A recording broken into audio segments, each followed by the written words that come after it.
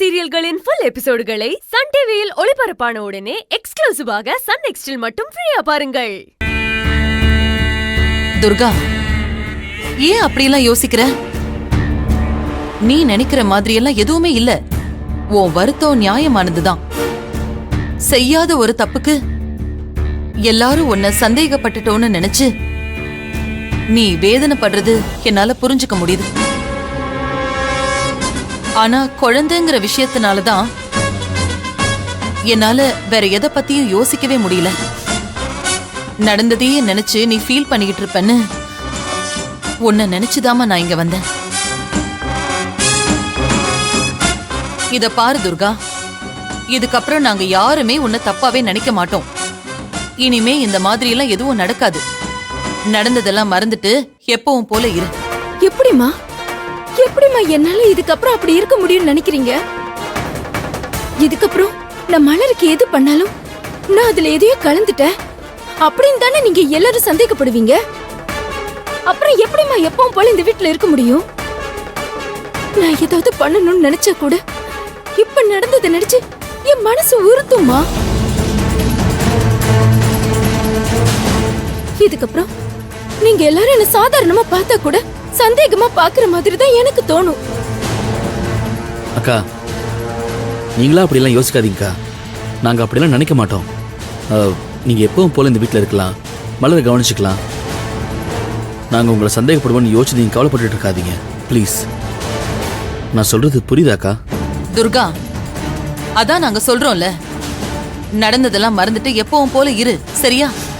நான் முயற்சி பண்றேம்மா. சரி.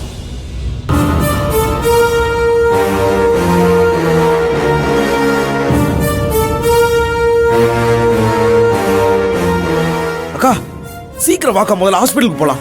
உனக்கு ஏதாவது ஆயிட போகுது, வா. டேய்,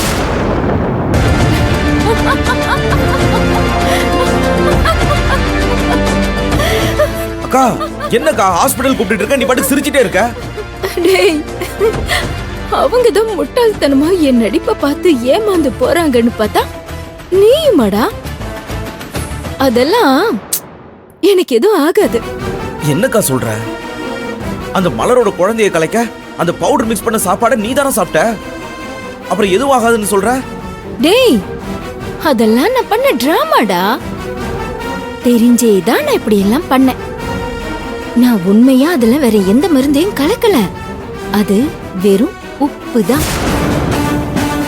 என் மேல இவங்களுக்கெல்லாம் இருக்கிற சந்தேகத்தை கிளியர் பண்றதுக்காக தான் நான் இப்படி ஒரு பிளான் போட்டேன். அந்த ஆனந்த் இப்படிதான் பண்ணுவான்னு நான் எதிர்பார்த்துதான் அவனை வச்சே என் வேலையை முடிச்சுக்கிட்டேன். இதுக்கப்புறம் நான் எது பண்ணாலும் இந்த வீட்டுல இருக்கிறவங்களுக்கு என் மேல சந்தேகம் வரக்கூடாதுங்கிறதுக்காக தான் நான் இப்படி ஒரு பிரச்சனையை கிரியேட் பண்ணேன். நான் நினைச்ச மாதிரியே எல்லாம் சிறப்பாவே நடந்துச்சு. இதுக்கப்புறமா பாரு, கொஞ்சம் கொஞ்சமா நான் என் வேலையை காட்டுறேன்.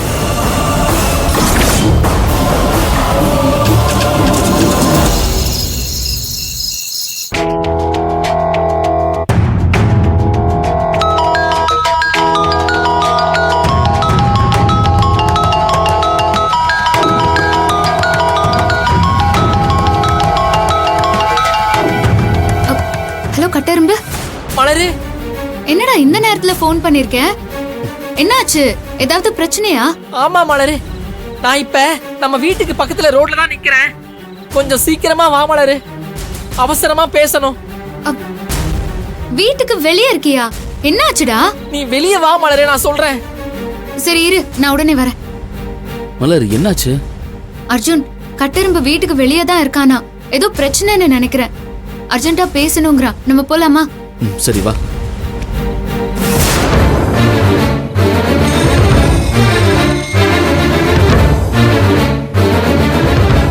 அவங்க இருக்கான். கட்டெரும்பு, என்னாச்சு? என்ன பிரச்சனை? கட்டெரும்பு, பார்வதி அக்காக்கு என்ன பிரச்சனை ஆயிடுச்சா? பார்வதிக்கு எந்த பிரச்சனையும் இல்ல. இப்ப பார்வதியால உங்களுக்கு தான் பிரச்சனை வரப்போகுது. என்னடா சொல்ற? அந்த பிரகாஷ் பார்வதி வச்சு திரும்பவும் சூழ்ச்சி பண்ண ஆரம்பிச்சிட்டான். பிரகாஷா? என்ன சொல்ற கட்டெரும்பு?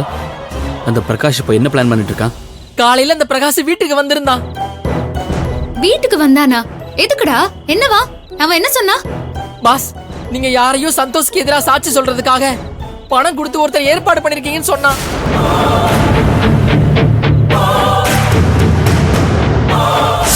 எப்படி சந்தோஷுக்கு எதிரா பொய்யா சாட்சி சொல்றதுக்கு அவங்களா பணம் கொடுத்து ஒரு ஆளை ரெடி பண்ணாங்களோ, அதே மாதிரி நம்ம பக்கம் இருந்து அந்த அர்ஜுன் தான் என் தங்கச்சி நிகிதாவை கொன்னான்னு உண்மையை சொல்றதுக்கு கட்டெரும்ப நாம கோர்ட்டில் சாட்சி சொல்ல வைக்கணும். கட்டெரும்பு, எனக்காக நீ கோர்ட்டுக்கு வந்து அர்ஜுனை பத்தின உண்மையை சொல்லுவல்ல? பார்வதி, ப்ளீஸ்டா. சரி, நான் சொல்றேன்.